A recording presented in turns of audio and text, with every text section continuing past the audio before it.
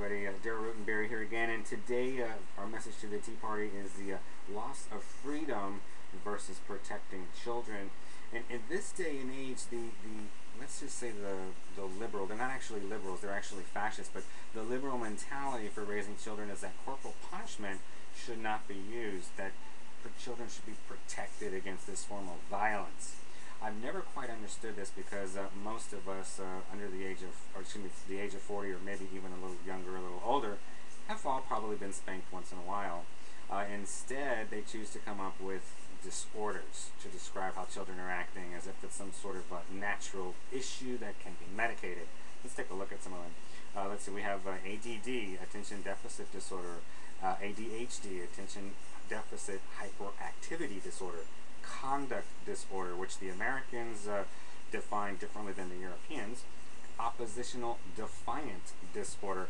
The list goes on and on. Instead of spanking kids, we want to medicate them. I don't think that this is actually helping anything.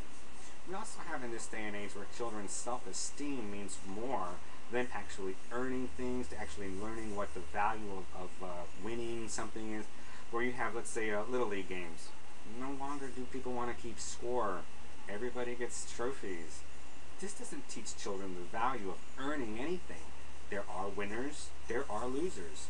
Children need to be taught this. Without this, children have no sense of consequence.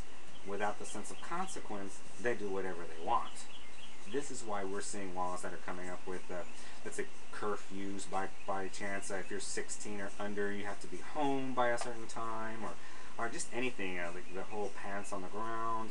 I mean, this is getting a bit ridiculous with the laws that are coming up to train children to do what their parents should have done in the first place.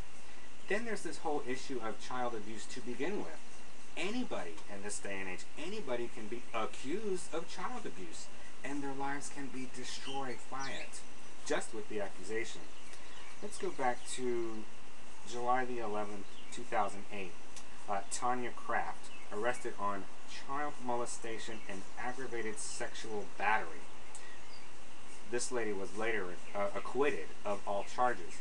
But the whole issue behind it was they had to protect the children.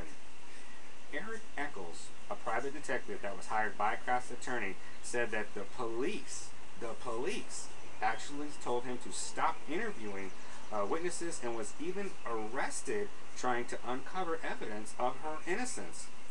As I said, she was later acquitted because no actual evidence of molestation was ever found. But her life, her reputation has been destroyed. Now, let's go back to the issue of corporal punishment. This has been done for thousands of years.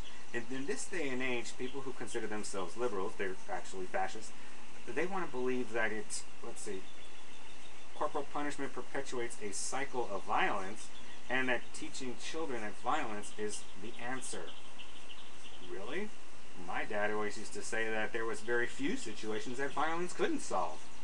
Humans aren't the only ones that actually use corporal punishment in the rearing of their young. Just about every single species in the mammalian kingdom uses it.